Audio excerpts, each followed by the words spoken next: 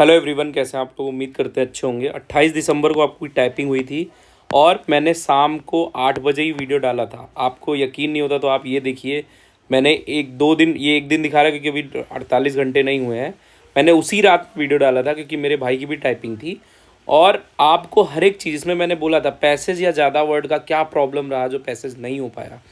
इससे चलते हमने बात किया था शुभम जैन सर से, उनसे बोला था कि sir please raise the issue. पिछली बार अविनय सर ने जस्टिस दिलाया था, आप करिए। ये सब करने के बाद बहुत सारे लोग ऐसे कह रहे थे कि ये जेन्यून इशू नहीं है, लेकिन रेलवे को भी पता है कि वो कभी गलत चीज़ें नहीं करेगी। और रेलवे हमेशा लोग देखिए अपने एम्प्लॉय के साथ सबके साथ खड़ी रहती है।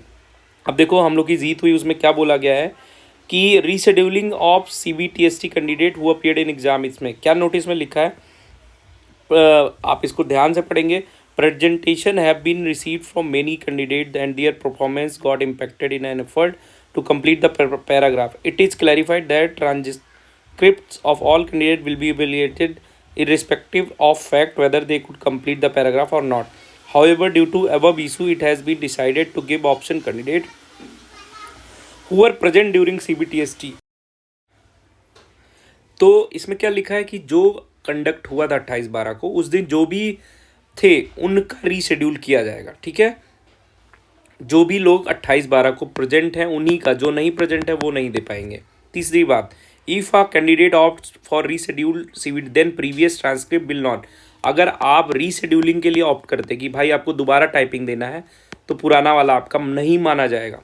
सच candidate want to opt for reschedule will have to log in to, जो दिए हैं उनको लॉग इन करना पड़ेगा और फिर से सब कुछ आपको चूज करना पड़ेगा। ठीक है, if a candidate opt for reschedule CBT and remain absent during reschedule, अगर आपने रीशेड्यूलिंग मांगा और उस दिन एब्सेंट रहते हैं तो आपको बिल्कुल एग्ज़ाम से बाहर कर दिया जाएगा, फिर आपका कुछ नहीं चेक होगा। The date and time will be, आपको जल्दी ही डेट एंड टाइम बताया जाएगा। तो देखो ये बहुत बढ़िया चीज़ है। अब देखो हुआ क्या, इशू क्या है मेन, 1500 की स्ट्रोक होना चाहिए था। जो मैं थैंकफुल हूँ शुभम जैन सर का कि उन्होंने चीज़ों को बहुत अच्छे से बताया। और मैं और जितने भी सारे चैनल वाले हैं उन्होंने इस चीज़ पे बात किया, क्योंकि बहुत सा कम कैंडिडेट थे, अगर लोग आवाज़ नहीं उठाते तो जो है कुछ नहीं हो पाता। तो ये हम लोग के लिए एक इस समय समझ लीजिए इंटरनेट वरदान है कि हमारी चीज़ें ऊपर तक पहुंच पा रही हैं। ठीक है, तो अच्छे से अब आपको करना क्या है ये चीज़ समझिए। जिनकी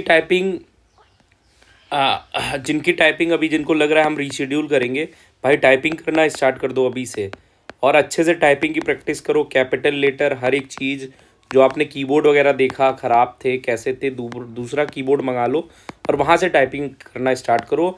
और अब बिल्कुल बंद कर दो सोशल मीडिया और अपना आप तैयारी पे जुट जाओ।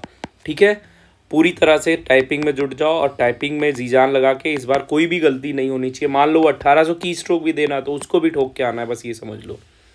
तो इस बार टाइपिंग में गलती नहीं होनी चाहिए। आप लोग को जिनको भी इशू था, आपको बहुत बहुत बधाई, congratulations and best of luck for your exam. अब लेकिन एक चीज़ आप लोग डिसाइड कर लीजिएगा कि आपके अच्छे के लिए। कुछ लोग ऐसे थे जो बता रहे थे कि भाई की स्ट्रोक से मतलब ही नहीं है, आप लोग शायद जानते होंगे, मैं बताऊंगा नहीं नाम। तो थोड़ा ध्यान से देखिए चीज़ें, जिसके पास अच्छी हैं उसके पास जाइए।